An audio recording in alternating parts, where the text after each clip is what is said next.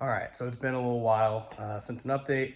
Been doing a lot with the car. Since I think the last video, it's probably done another 3 autocrosses.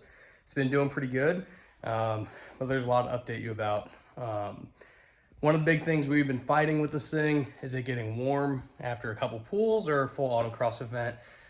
I've tried burping the system so many times. I've had the water pump fail. All said and done, the biggest thing that it did, or the biggest thing that changed everything, was this ducting tape. So I know they make a plate for this, but I wanted to make sure that this ducting was going to be a root cause or a solution. So I took this ducting tape, blocked off all the holes up here. Let's see if you can see it from down below. I also sealed up where the intercooler and radiator meets, and then where the oil cooler and intercooler meet. I went up the sides, you can't really see it. So it sealed it up pretty good. And then up by the front bumper, which you really can't see, you can see all those rocks stuck to it. But I added a little piece that goes from the lip up to the intercooler to kind of help guide air in. So that alone, so before I was getting up to about 235, 240 degrees after a couple 3rd to 4th gear pools or one autocross run. As soon as I get back into the pits, it would come back down. It would come down faster if I put hood, or if I opened up the hood. So another thing I did, trying to get some more airflow through here, was this. Cut up my hood.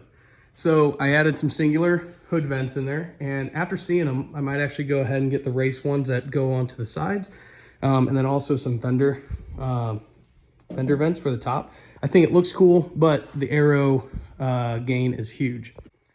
Yeah, as you can see, I sacrificed this terrible hood. I don't care.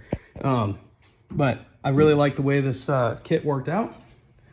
And it looks good, like I said, and clearly seems to be functioning. At the last autocross event, underhood temps, which I can see off of, I don't know if you guys can see it, my air intake temp sensor right there, under the hood was literally reading like 160, 185 degrees sitting in the pits. Now it's ambient temp, about 5 degrees over ambient temp, which is awesome. That comes back down, you know, during a pool, it might get up about 10, 20 degrees just because of the heat, but it comes right back down as soon as you start letting off. So that's good. And then cooling temps with the ductwork improvements. And I also did some turbo wrap on both the manifold and the downpipe.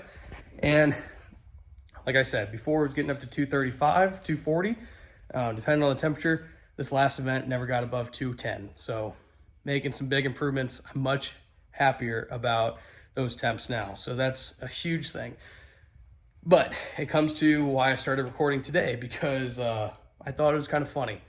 When I was first building this thing, I always thought, man, I'm going to go through these transmissions left and right. This is a M50DR1 from a Ford Ranger. And I thought, you know what? These things are just weak. They're small. They're going to break. And I told myself, if I have to pull this thing more than 3 times because of a broken trans, that'll be the time that I upgrade to a better trans. Well, here I am. Trans is out of the car. And it's not because it's broke. At the last event, slave cylinder started going out on it. And the only reason why I know is because I put the clutch in, and every once in a while, it would start, you know, moving forward, like the clutch wasn't fully disengaged. And then take it out of gear, pump it up a couple times, and then it would work. So anyway, pulled this out. New slave is coming in on Tuesday. I'm gonna go ahead and put a new slave in. Apparently it's really, really common on these M50DR1s. And while we're, you know, got the transmission tunnel out, there's a couple things I want to do just to clean up, because when I was doing this build, a lot of things were last minute or afterthoughts. You can kind of look up in that tunnel, see a bunch of self-tappers sticking through. So I want to cut all those off flush. There's a couple of these, like I could seam seal that plate, take it off, paint it. Just small things that need to be done. But overall, everything else is looking good under here. Really happy with it all. I think I showed this upgrade too in the last video, but my rear diff mount started to sag. I added those triangulated pieces in there. Ugly welds, I know, I'm a terrible welder. but after a couple events, it was just 90-degree like L channel, and those were starting to kind of stretch out and elongate. So I thought might as well add some reinforcements. So that's no biggie. Another small thing I just found while pulling the shifter off. On my remote mounted shifter, I had some bearings in there. Well, when I pulled that off, those bearings were toast. So I'm gonna try either finding some more bearings, which I may have, or I'm gonna get like a bronze bushing. I've also been a little bored and took this engine apart, took the pistons, rods out of it, and the crank, cleaned it up really nice. I know you guys can't see too much in there. Everything looked pretty good and cleaned up nice and well. So I'm not too worried about anything. I need to order a set of bearings for it, a new set of rings. I guess because the engine sat so long. And I put like a fogging system or a fogging, spray in there to try to keep the cylinder walls from rusting and stuff. But whatever I did ended up making a huge mess inside the engine.